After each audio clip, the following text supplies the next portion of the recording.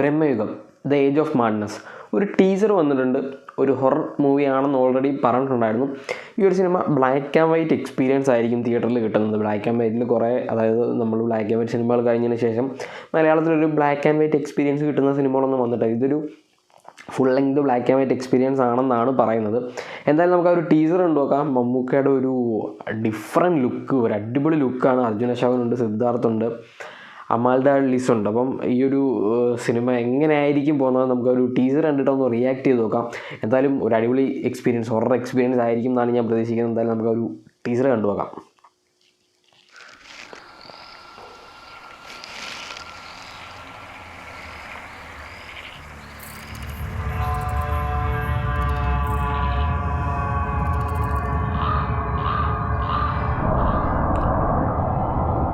From the producers of Vikram Vedha. Vikram Vedha producers.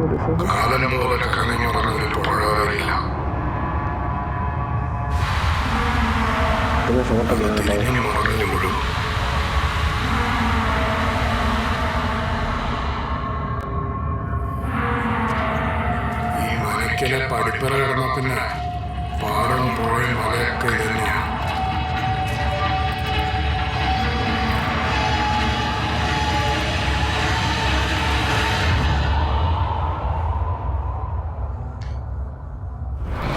Director Rahul Sadasivan, ഭൂതകാലത്തിൻ്റെ ഡയറക്ടറാണ്. എന്തായാലും ഷോർട്സൊക്കെ എനിക്ക് ഇഷ്ടപ്പെട്ടു കേട്ടോ. നല്ല രസമുണ്ട്. ബ്ലാക്ക് ആൻഡ് വൈറ്റ് ആണെങ്കിലും ഒരു പ്രത്യേക ഭംഗിയുണ്ട്. ആ ഒരു മനയുടെ വാതിലേക്ക് കാണിച്ചിരിക്കുന്നത്, ആ വൈറ്റ് ഷോട്ടൊക്കെ കിടിലം. എന്തായാലും ബാക്കിയുണ്ട് കേട്ടോ.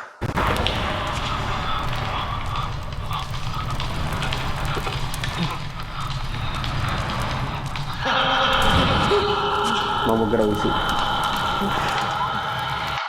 ഈ അർജുൻ അശോകൻ്റെ ഐ മൂവ്മെൻ്റ് കണ്ടോ? എൻ്റെ മോനെ വേറെ ലെവല് കേട്ടോ. കിട്ടില്ല അഭിനയം, അഭിനയം. സിദ്ധാർത്ഥ്,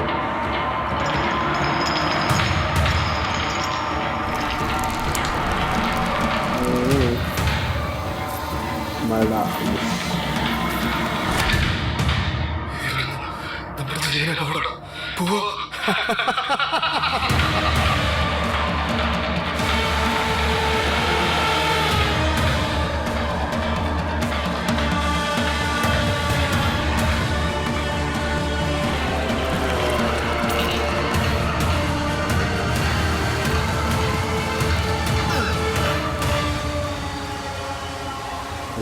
വളരെ കാലത്തിന് ശേഷം ഒരു അതിഥി എത്തുന്ന മഹത്തായ ദിവസം.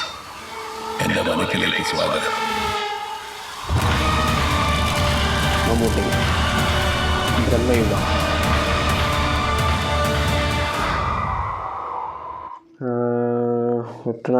Directed by Rahul Sadasivan, produced by DOP, music Christo സേവിയറാണ് മ്യൂസിക്.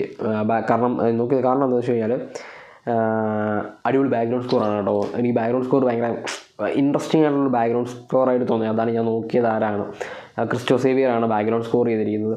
എന്തായാലും ഇത് ഒരു ഡിഫറെൻറ്റ് എക്സ്പീരിയൻസ് ആവാനാണ് ചാൻസ്. ഇതൊക്കെ ഒരു നമ്മളിപ്പം ഒപ്പൻഹൈമർ ബ്ലാക്ക് ആൻഡ് വൈറ്റിൽ കണ്ടു. അത് full length black and white അല്ല, പക്ഷേ ഇതൊരു full length black and white സിനിമയാണെന്നുണ്ടെങ്കിൽ ഒരു അടിപൊളി എക്സ്പീരിയൻസ് ആയിരിക്കും ഒരു സിനിമയിൽ നിന്ന് കിട്ടുന്നത്.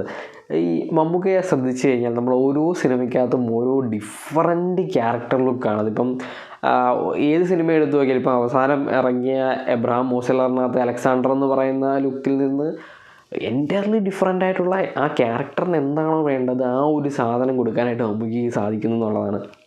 ഇതിൽ എനിക്ക് തോന്നുന്നു മമ്മൂക്കയാണെന്ന് തോന്നുന്നു ആ ഒരു പ്രേതം. അതായത് പറയുന്നുണ്ട്, എൻ്റെ മനക്കിൽ ഒരുപാട് കാലങ്ങൾക്ക് ശേഷം ഒരതിഥി എൻ്റെ മനക്കിലേക്ക് വരുന്നു, അതിഥിക്ക് സ്വാഗതം എന്നൊക്കെ പറയുന്നുണ്ട്. അപ്പം എന്തോ ലൂപ്പോ അല്ലെങ്കിൽ ട്രാപ്പോ ഒക്കെ ആയിരിക്കും. കാരണം മലയിൽ വന്നു കഴിഞ്ഞാൽ പിന്നെ തിരിച്ചു പോക്ക് ഉണ്ടാകുന്നില്ല, മരണം, ആ ഒരു സാധനമൊക്കെ ആയിരിക്കും. അതായത് നമ്മൾ മലയാളത്തിൽ കുറേ കാലങ്ങൾക്ക് ശേഷമാണ് നല്ലൊരു ഹൊറർ മൂഡിലുള്ള സിനിമ, ഒരു ഡിഫറൻറ്റ് കൈൻഡ് ഓഫ് എക്സ്പീരിയൻസ് ഉള്ള സിനിമ വരാൻ പോകുന്നത്.